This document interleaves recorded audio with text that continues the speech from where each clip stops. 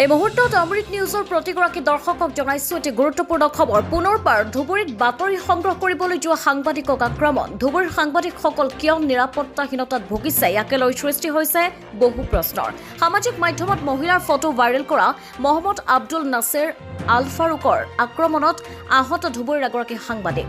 ধুবুৰী ৭ নং ৱাৰ্ডত হুলস্থুলীয়া পৰিৱেশৰ সৃষ্টি হৈছে। মহিলাৰ ফটো সামাজিক মাধ্যমত দি মহিলাৰ অশ্লীল ভিডিঅ' কৰাৰ অভিযোগত মহম্মদ আব্দুল নাছিৰ আল ফাৰুকৰ বিৰুদ্ধে ওলাই আহে স্থানীয় মহিলাসকল। এই খবৰ পাই স্থানীয় সাংবাদিকসকল ঘটনাস্থলীত উপস্থিত হৈ দৃশ্য গ্ৰহণ কৰি থকাৰ সময়তে মহম্মদ আব্দুল নাছিৰ আল ফাৰুকে ঘৰৰ ওপৰৰ পৰা ইটা দলিয়াই এজন সাংবাদিকক আহত কৰিছে।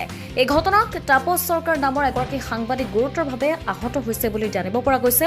সাংবাদিকসকলক প্ৰাণে মৰাৰ ভাবুকিও প্ৰদান কৰিছে মহম্মদ আব্দুল নাছিৰ আল ফাৰুক নামৰ এই ব্যক্তিজনে। অন্যহাতে এই ঘটনাৰ পাছতে তাপস চৰকাৰে ধুবুৰী সদৰ থানাত এখন এজাহাৰ দাখিল কৰিছে।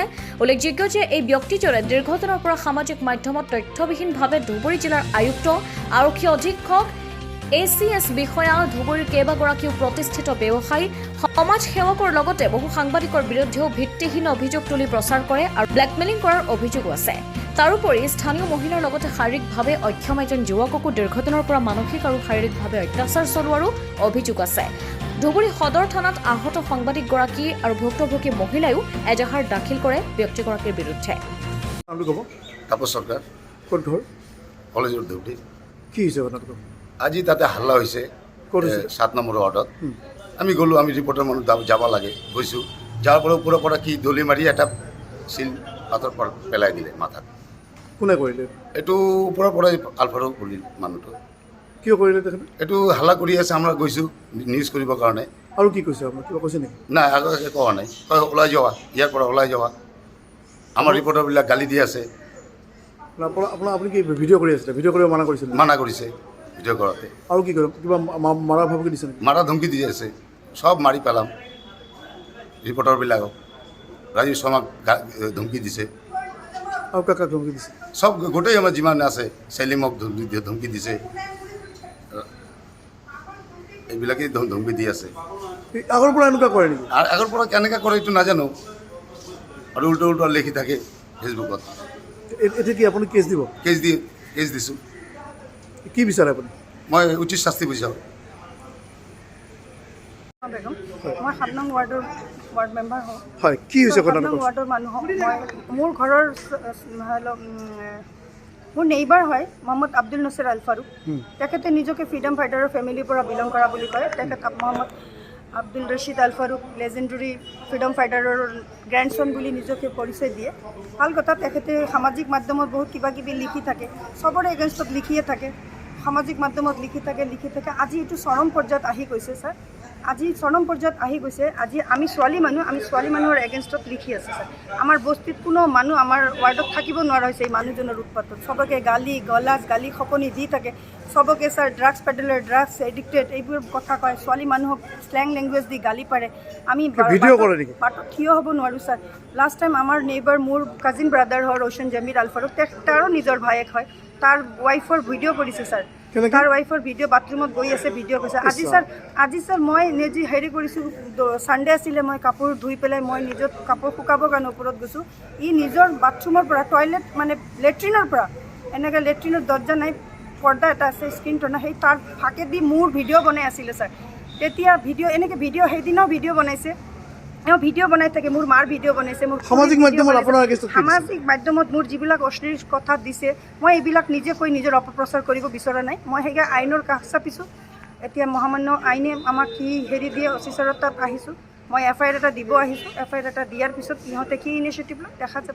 কাৰ বিৰুদ্ধে লিখে ছাৰ? ইয়াতে ইমান ডাঙৰ লিষ্ট আছে, মই কাৰ কথা ক'ম? প্ৰত্যেকজন ব্যক্তিৰ, ধুবুৰীৰ যিমান টপ ৰেংকৰ অফিচাৰ আছে, সাংবাদিক আছে, ইভেন কি ৰাইট নাও আমাৰ যি প্ৰেজেণ্ট OC ছাৰ আছে, এডিশ্যনেল হেৰি ছেকেণ্ড বাবু আছে, SP, চবৰে এগেইনষ্টত লিখিছে।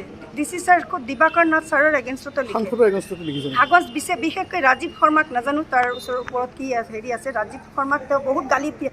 আৰু ছাৰ আমি ঘৰৰ ওচৰত থাকোঁ, সদায় গালি গালাজ পাৰি থাকে চবকে। এইবিলাক বহুত বেয়া কথা লিখিছে সাংবাদিক মাধ্যমত। সেয়ে ছাৰ আজি আইনৰ কাষ চাপিছোঁ। আপুনি কেছ দিছে? এতিয়া দিম বুলি আহিছোঁ। এতিয়া ইমান দিন আমাক ঘৰৰ মানুহে কৈছে আপোনালোক ধৈৰ্য ধৰিব।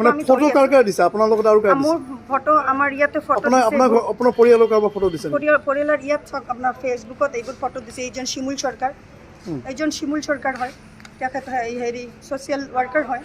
তাৰপিছত ইয়াতে ৰাজীৱ শৰ্মাৰ DC অফিচৰ 5জন আছে। মই নামবিলাক ঠিক ভালকৈ ক'ব নোৱাৰিম, আপোনালোকে এইটো চাই ল'ব। ৰাজীৱ শৰ্মা জানে এই 5জন। ইহঁতে ফটো এটা পোষ্ট দিব নোৱাৰে, এইটো স্ক্ৰীনশ্বট মাৰি পেলাই দিয়ে। এইটো এই যে সাংবাদিক হয়, জাহাংগীৰ এডভকেট হয়, এইটো সেলিম শ্বেখ হয়, এইটো শিমুল চৰকাৰ হয়। তেখেতক দিছে। স্যাৰ এই মানুহজন ভেটেনেৰীত কাম কৰে স্যাৰ। তেখেতৰ মেকুৰী এটা অসুস্থ হৈ আছে, মেকুৰীক মেডিচিন খুৱাবৰ কাৰণে মাতি পেলাই ফটো তুলি দিছে। এই মানুহজনো ড্ৰাগছ পেডেলাৰ, ছেক্স ৰেকেট চলায় স্যাৰ। মোৰ ফটো ডিপিৰ পৰা লৈছে, মোৰ ফটো ডিপিৰ পৰা স্ক্ৰীনশ্বট লৈ পেলাই মোৰ ফটো দি পেলাই এনেকৈ অপপ্ৰচাৰ চলাইছে। এইটো মোৰ ফটো স্ক্ৰীনশ্বট লৈছে, এইটো মোৰ ঘৰৰ ফটো স্যাৰ লৈছে। মানুহজন কি মানে আৰু স্যাৰ এইটো স্যাৰ, এই যে এইটো মোৰ সৰু চিষ্টাৰ হয়, এইটো মোৰ ঘৰৰ, এইটো মোৰ সৰু চিষ্টাৰ হয়। এই চিষ্টাৰজনীৰ ফটো তুলি পেলাই অপপ্ৰচাৰ চলাইছে। মানুহজন কিবা মানসিকভাৱে বিকাৰগ্ৰস্ত নেকি? এইটোতো আমি কেনেকৈ ক'ম? মানসিকভাৱে যদি বিকাৰগ্ৰস্ত হ'ল হয় তেনেহ'লেতো ইমানবোৰ কথা লিখিব নোৱাৰিলে হয়। ইহঁতে খুব ধুনীয়াকৈ লিখে। ধুবুৰীৰ আপোনালোকে উপায়ুক্ত বা SP মহোদয়ক অৱগত কৰা হৈছে? আমি অৱগত কৰিছোঁ চবকে। আমি ভাবিছোঁ যে নহয়, এজন ছিনিয়ৰ চিটিজেন মানুহ, আমি ঘৰুৱাভাৱে বহি ইহঁতৰ ঘৰৰ মানুহক কৈছোঁ, তাহাঁতৰ মানুহকেইটা চব বাহিৰত আছে, আহি পেলাই বহি আমি এটা বহি মীমাংসা এটা কৰিম বুলি ভাবিছোঁ, মিউচুৱেল এটা আহিম। কিন্তু স্যাৰ সদায় আমাক এনেকৈ ওপৰৰ পৰা এনেকৈ যাতা অশ্লীল ভাষাৰে দলীয়া গালাগালি কৰি থাকে, ভিডিঅ' কৰি থাকে। পংগু ল'ৰা এজনক মাৰপিট কৰাৰ অভিযোগ হয়, নাজানো স্যাৰ। এই পংগু ল'ৰাজন স্যাৰ আমাৰো এইটো আমাৰ নেইবাৰ হয়। সেই ল'ৰাজন পঢ়ি পেলাই ভৰি ভাঙিছে স্যাৰ। মই নিজে তাৰ ট্ৰিটমেণ্ট কৰাইছোঁ স্যাৰ। ট্ৰিটমেণ্ট কৰাই পেলাই সেই ল'ৰাজনক আজি আমিয়ে চাই আছোঁ। মই গৈছোঁ স্যাৰ গুৱাহাটীত তাৰ অপাৰেশ্যনলৈকে। এতিয়া ময়ে বোলে আমিয়ে তাক ড্ৰাগছ দিওঁ বোলে স্যাৰ। তো আমি যদি ড্ৰাগছ পেডেলাৰ হওঁ, আমি যদি ছেক্স ৰেকেট চলাওঁ, তেনেহ'লে ইমান দিনতে ধৰিব লাগিছিলে। তো স্যাৰ আমি আপোনালোক কৰোঁ, আপোনালোকে জনাওক যদি এইবিলাক হয়, তদন্ত কৰি চাওক। যদি এখেতে যদি মানসিকভাৱে আক্ৰান্ত হৈ আছে, ঘৰৰ মানুহ তাৰ ইনিচিয়েটিভ ভিত্তিহীন স্যাৰ। যিমানবোৰ ফেচবুকত লিখিছে, এটা কথাৰো কোনো যুক্তি নাই। যুক্তি নথকাৰ কাৰণে মানুহে ইমান দিন একো কৰা নাই। কিন্তু স্যাৰ মইতো ছোৱালী মানুহ স্যাৰ, মোৰ নিজৰ এটা ছেল্ফ ৰেচপেক্ট আছে। চবে পাগল বুলি কয়, চবে পাগল বুলিয়ে কয়, সন্মান নকৰে। কিন্তু মই স্যাৰ বহুত সন্মান কৰিছোঁ ইমান দিন। মোৰ পৰা স্যাৰ বেলেগৰ বহুত ডকুমেণ্ট বিচাৰি থাকে, ইয়াৰ ডকুমেণ্ট তাৰ ডকুমেণ্ট। মই কেনেকৈ দিম স্যাৰ মানুহৰ প্ৰাইভেট বস্তু? মই নিদিয়াৰ কাৰণে মই চুৰৰ ভাগ খাওঁ। সেইটোৰ কাৰণে মোৰ ওপৰত এই অত্যাচাৰ। ব্লেকমেইলিং স্যাৰ, ব্লেকমেইলিং, চবকে ব্লেকমেইলিং কৰে। ব্লেকমেইলিং কৰি পেলাই টকা উঠাই পেলাই তাক দিব লাগে। আজি আমুলৰ ডিষ্ট্ৰিবিউটৰ ইউচুফ আলীৰ এগেইনষ্টতো লিখিছে। তাৰমানে আমুলৰ ডিষ্ট্ৰিবিউটৰ ইউচুফ আলী অসমত চাউণ্ড ৰিচ পাৰ্চন হয়। তেখেতে তেনেহ'লে ভয়তে পইচা দিব। আমি ইউনিক ডায়েগনষ্টিক চেণ্টাৰৰ আমি অনাৰ হওঁ স্যাৰ। আমাৰ এগেইনষ্টত লিখিছে, আমি তেনেহ'লে লিখিম। ডক্টৰ ৱাৰিছ ছাৰৰ এগেইনষ্টত লিখিছে, তেখেতৰ ফেক চাৰ্টিফিকেট হয়, তেখেতৰ ৰেডিঅ'লজি ফেক হয়। তাৰমানে আমি মাতি পেলাই তেখেতক পইচা দিম, সেইটোৰ কাৰণে হয়তো কৰে। আৰু হয়ও স্যাৰ, এইটো প্ৰুভো আছে।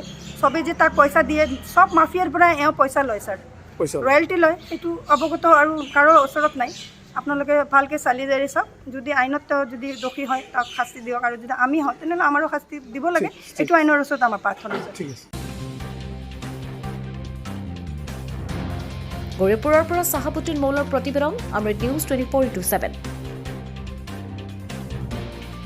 অমৃত প্ৰবাহ, অসমীয়া সাপ্তাহিক কাকতৰ ডিজিটেল সংস্কৰণ অমৃত নিউজ। সত্যৰ সন্ধানত অমৃত নিউজ।